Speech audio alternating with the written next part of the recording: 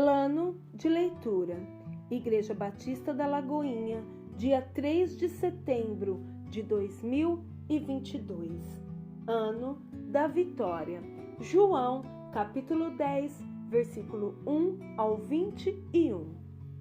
Em verdade vos digo, o que não entra pela porta no aprisco das ovelhas, mas sobe por outra parte, esse é ladrão e salteador. Aquele, porém, que entra pela porta, esse é o pastor das ovelhas. Para este o porteiro abre, as ovelhas ouvem a sua voz, ele chama pelo nome as suas próprias ovelhas e as conduz para fora. Depois de fazer sair todas as que lhe pertencem, vai adiante delas e elas o seguem, porque eles lhe reconhecem a voz, mas de modo nenhum seguirão o estranho. Antes, fugirão dele, porque não conhecem a voz dos estranhos. Jesus lhes propôs esta parábola, mas eles não compreenderam o sentido daquilo que lhes falava. Jesus, pois, lhe afirmou de novo: em verdade vos digo, eu sou a porta das ovelhas. Todos quantos vierem antes de mim são ladrões e salteadores, mas as ovelhas não lhes deram ouvido. Eu sou a porta. Se alguém entrar por mim, será salvo. Entrará e sairá e achará pastagem. O ladrão vem somente para roubar, matar e destruir. Eu vim para que tenham vida e a tenham em abundância. Eu sou o bom pastor dá a vida pelas ovelhas. O mercenário, que não é pastor, a quem não pertencem as ovelhas, vê vir o lobo, abandona as ovelhas e foge. Então o lobo as arrebata e dispersa. O mercenário foge porque é mercenário e não tem cuidado com as ovelhas. Eu sou o bom pastor, conheço as minhas ovelhas e elas me conhecem a mim, assim como o Pai me conhece a mim. Eu conheço o Pai, eu dou a minha vida pelas ovelhas. Ainda tenho outras ovelhas, não deste aprisco. A mim me convém conduzi-las. Elas ouvirão a minha voz. Então haverá um rebanho e um pastor. Por isso o Pai me ama, porque eu dou a minha vida para a reassumir.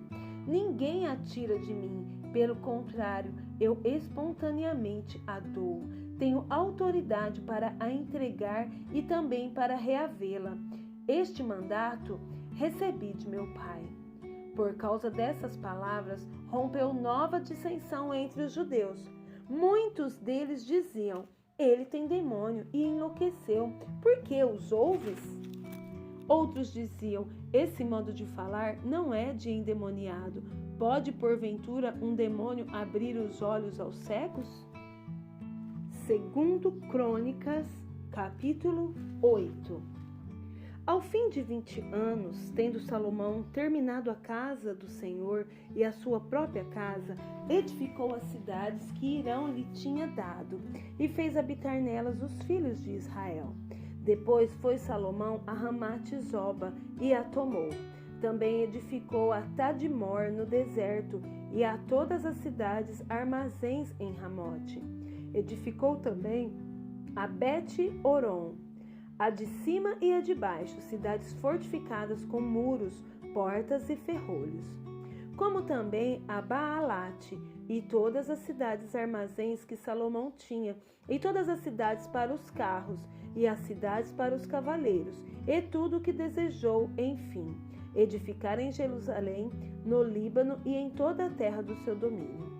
Quanto a todo o povo que restou dos heteus, amorreus, ferezeus, heveus e jebuseus, e que não eram de Israel, a seus filhos que restaram depois deles na terra, os quais os filhos de Israel não puderam destruir totalmente, a esses fez Salomão trabalhadores forçados até hoje. Porém, dos filhos de Israel, não fez Salomão escravo algum. Eram homens de guerra, seus comandantes, chefes dos seus carros e dos seus cavaleiros. Estes eram os principais oficiais que tinham o rei Salomão, 250, que presidiam sobre o povo. Salomão fez subir a filha de Faraó da cidade de Davi, para a casa que a ela lhe edificara. Porque disse: minha esposa não morará na casa de Davi, rei de Israel, porque santos são os lugares nos quais entrou a arca do Senhor. Então Salomão ofereceu holocaustos ao Senhor sobre o altar que tinha edificado ao Senhor diante do pórtico. E isto segundo o dever de cada um. Conforme o preceito de Moisés, nos sábados, nas festas da lua nova e nas festas fixas, 3 vezes no ano, na festa dos pães asmos, na festa das semanas e na festa dos tabernáculos. Também, segundo a ordem de Davi, seu pai, dispôs os turnos dos sacerdotes nos seus ministérios, como também os dos levitas para os seus cargos, para louvarem a Deus e servirem diante dos sacerdotes, segundo o dever de cada dia, e os porteiros, pelos seus turnos, a cada porta, porque tal era a ordem de Davi, o homem de Deus. Não se desviaram do que ordenara o rei aos sacerdotes e levitas, em coisa nenhuma, nem acerca dos tesouros. Assim se executou toda a obra de Salomão, desde o dia da fundação da casa do Senhor até se acabar, e assim se concluiu a casa do Senhor. Então foi Salomão a Ezion-Geber e a Elate, a praia do mar na terra de Edom. Enviou-lhe Irão por intermédio de seus servos, navios e marinheiros práticos. Foram com os servos de Salomão a Ofir e tomaram de lá 450 talentos de ouro que trouxeram ao rei Salomão. Salmos 73. Com efeito, Deus é bom para com Israel, para com os de coração limpo. Quanto a mim, porém, quase me resvalaram os pés. Pouco faltou para que se desviassem os meus passos, pois eu invejava os arrogantes ao ver a prosperidade dos perversos. Para eles não há preocupações, o seu corpo é sadio e nédio. Não partilham das canseiras dos mortais, nem são afligidos como os outros homens. Daí a soberba que os cinge como um colar e a violência que os envolve como manto. Os olhos saltam-lhes da gordura, do coração brotam-lhes fantasias. Motejam e falam maliciosamente, da opressão fala com altivez. Contra os céus desandam a boca, e a sua língua percorre a terra. Por isso seu povo se volta para eles, e os tem por fonte de que bebe e largos sorvos. E diz: como sabe Deus? Acaso há conhecimento no Altíssimo? Eis que são estes os ímpios, e sempre tranquilos aumentam suas riquezas.